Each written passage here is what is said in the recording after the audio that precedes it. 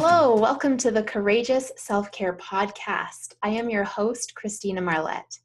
This is a show where we talk about self-care that goes beyond bubble baths, chocolate, and wine.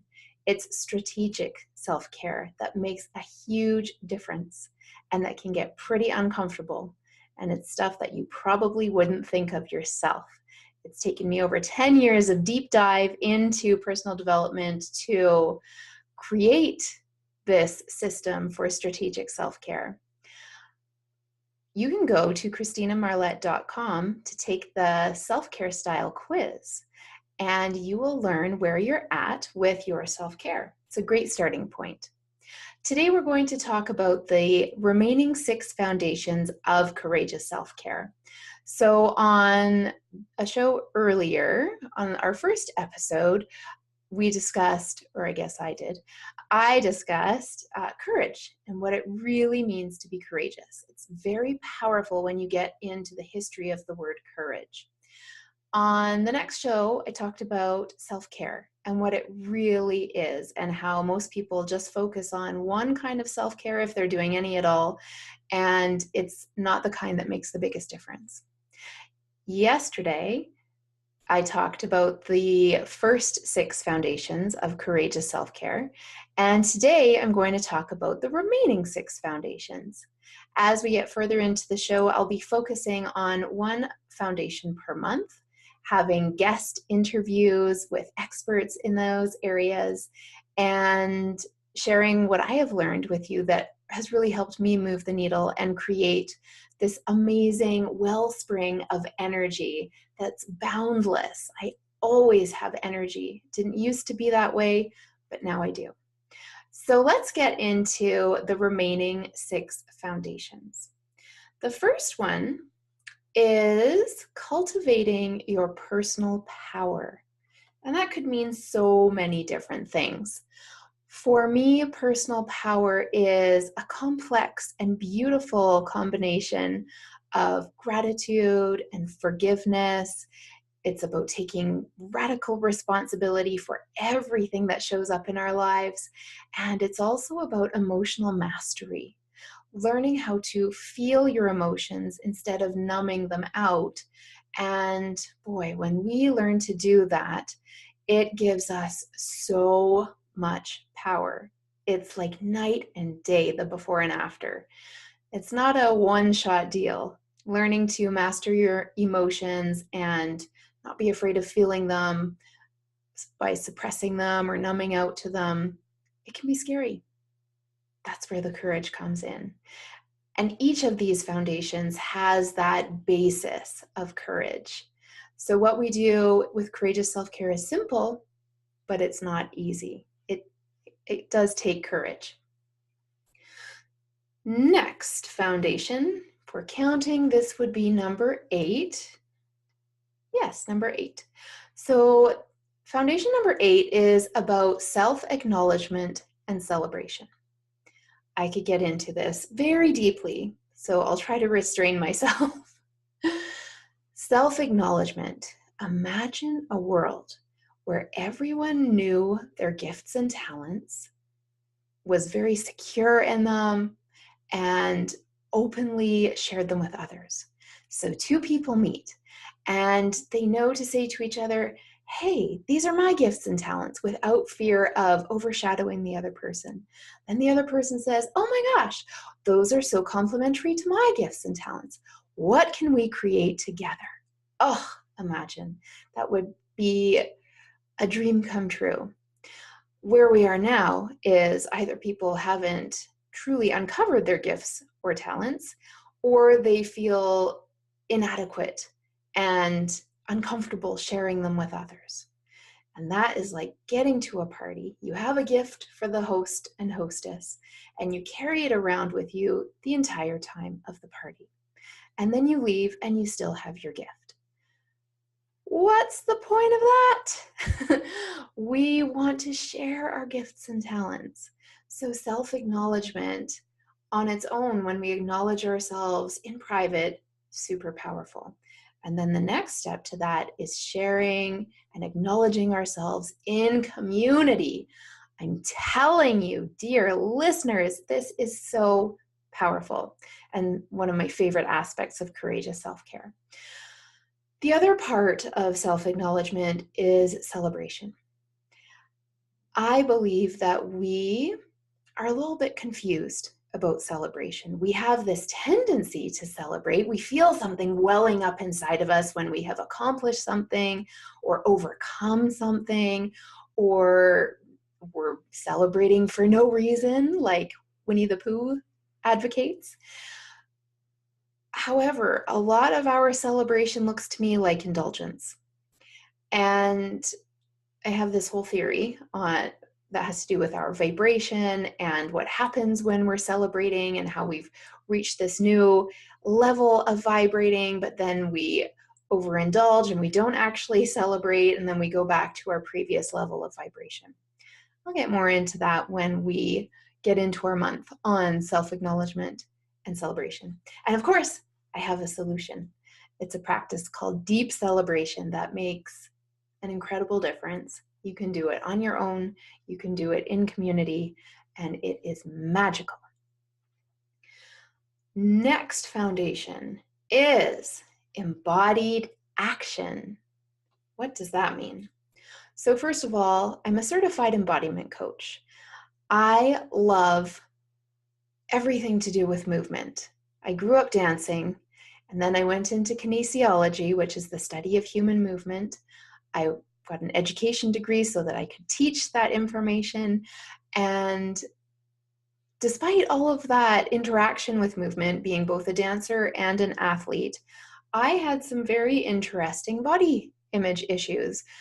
Well, because of looking in the mirror dancing and comparing myself to others and always trying to get it perfect.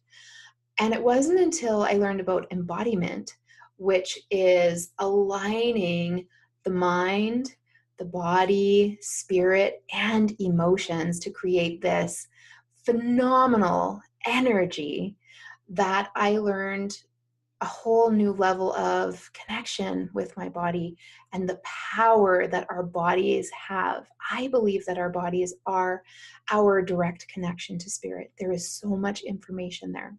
So taking embodied action, we have ideas, and those happen in the mind.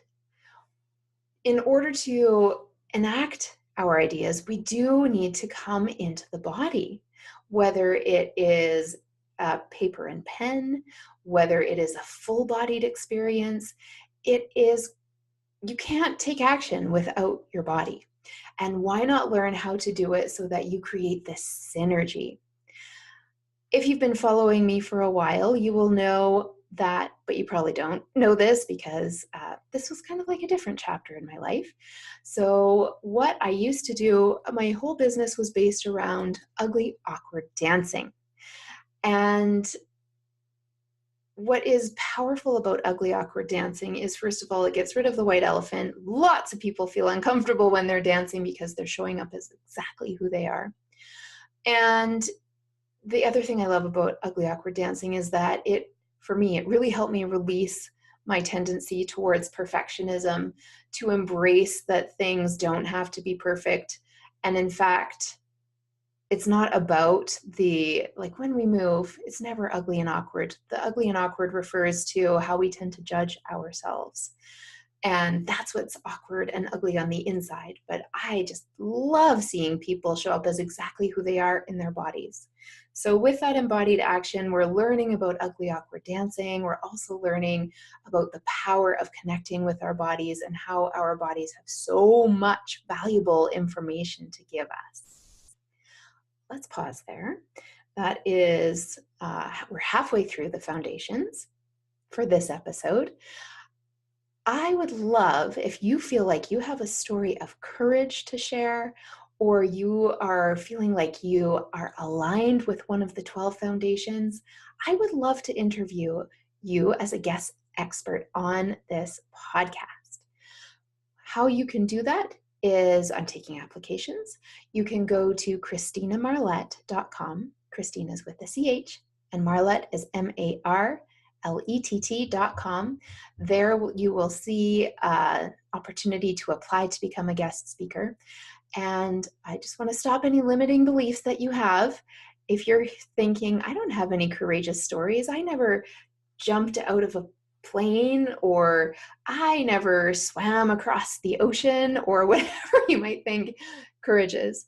I'm talking about everyday courage, where there was something that was stopping you, you had that fear, and you overcame it, and the benefit of moving through that fear and getting to the other side. That's what I want to hear about.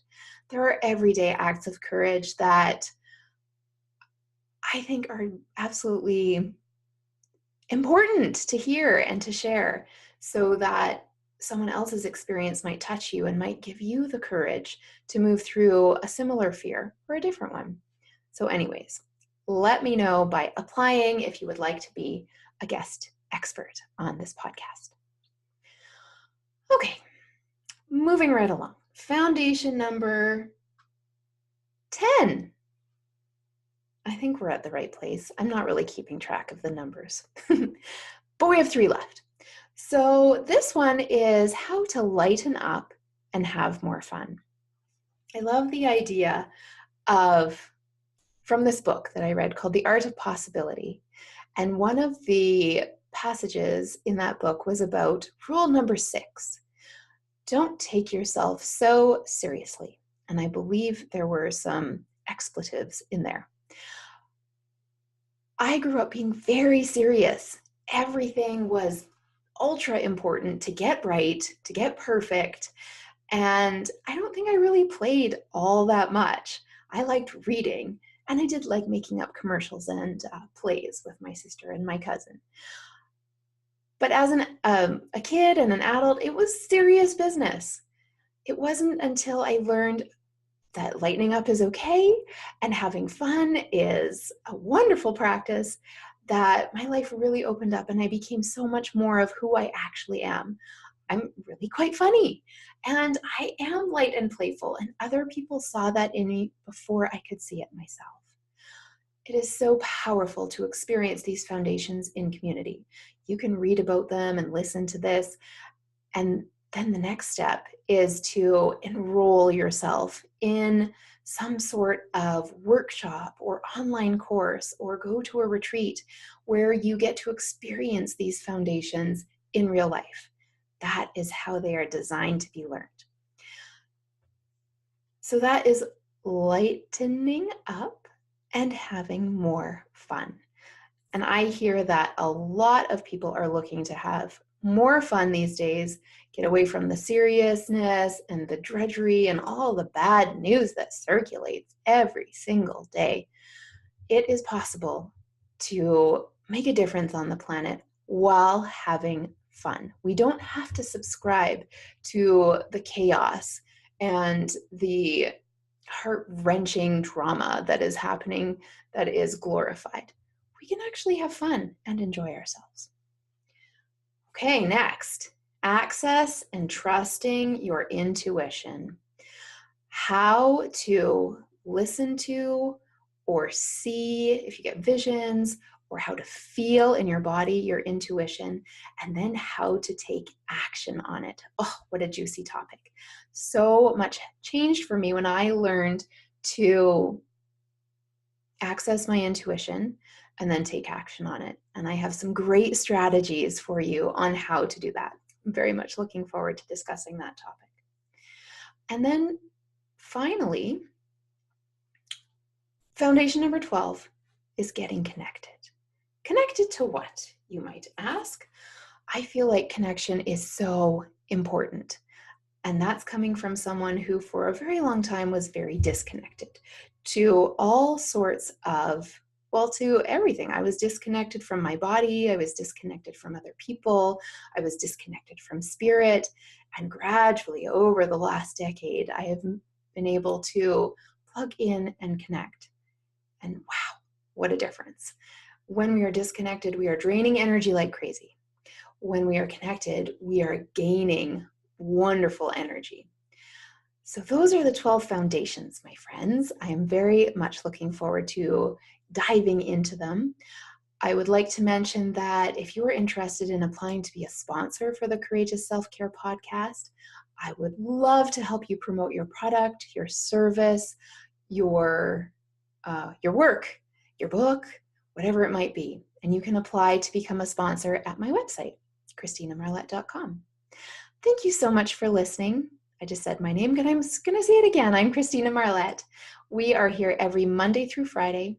Make sure you come back to hear more, and remember to go to ChristinaMarlette.com to take that self-care style quiz and find out where your starting point is. Bye-bye for now.